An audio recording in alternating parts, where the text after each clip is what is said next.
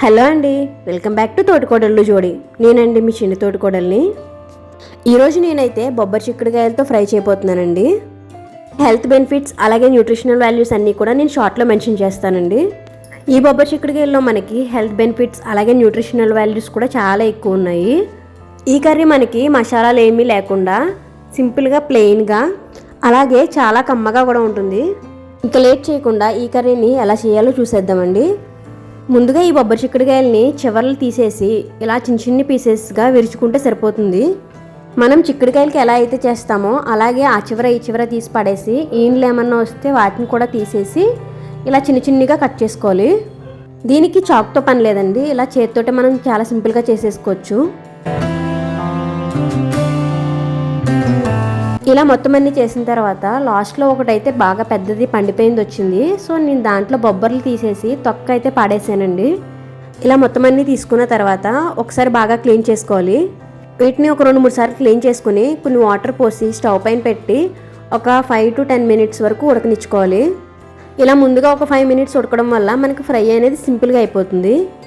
ఇప్పుడు స్టవ్ పైన కొంచెం దలసరిగా ఉండే కడాయిని పెట్టుకుని కొంచెం ఆయిల్ వేసుకుని 1 టేబుల్ స్పూన్ జీలకర్ర, ఒక 1/2 టేబుల్ స్పూన్ ఆవాలు వేసుకుని ఇవి కొంచెం చిటపట్లాడిన తర్వాత 1 టేబుల్ స్పూన్ శనగపప్పు కూడా వేసుకుని కొంచెం ఫ్రై చేసుకోవాలి.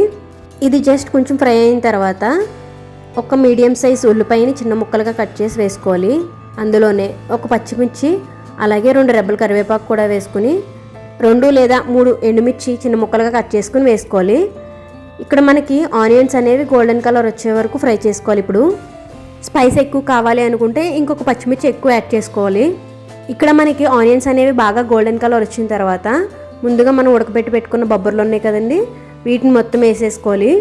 ఒక 2-3 minutes బాగా కలుపుకున్న తర్వాత ఇందులోనే రుచికి సరిపడా ఉప్పు అలాగే కొంచెం పసుపు వేసుకుని వీటిని బాగా ఫ్రై చేసుకోవాలి. ఇక్కడ బొబ్బర్లు అనేవి మనకి ఆల్రెడీ 60 to 70% ఉడికిపోయి ఉంటాయి ముందే.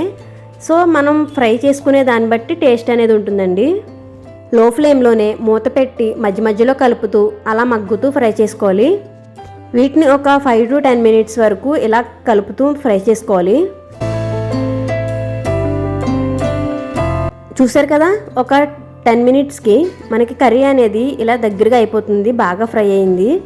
ఇప్పుడు ఇందులోనే సగం చెక్క కొబ్బరికాయని తురిమి ఇందులో వేసుకోవాలి. ఇక్కడ నేనైతే మిక్సీ పట్టానండి.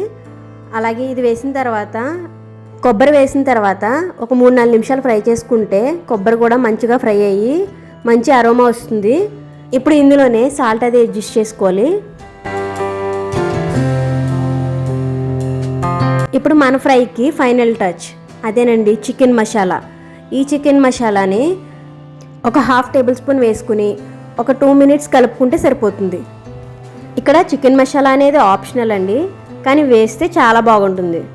చికెన్ మసాలా వేసిన దానికి వేయని దానికి కొంచెం డిఫరెన్స్ అయితే ఉంటుందండి. సో వేసింది అయితే చాలా బాగుంటుంది, వేయడానికి ట్రై చేయండి. చూసారు కదా, చాలా సింపుల్గా మనకి ఫ్రై అనేది రెడీ అయిపోయింది. ఈ ఫ్రై మనకి రసంలోకి సాంబార్లోకి సైడ్ డిష్గా అయినా లేదంటే డైరెక్ట్గా ఫ్రైని కర్రీలా తీసుకున్నా కానీ చాలా బాగుంటుంది.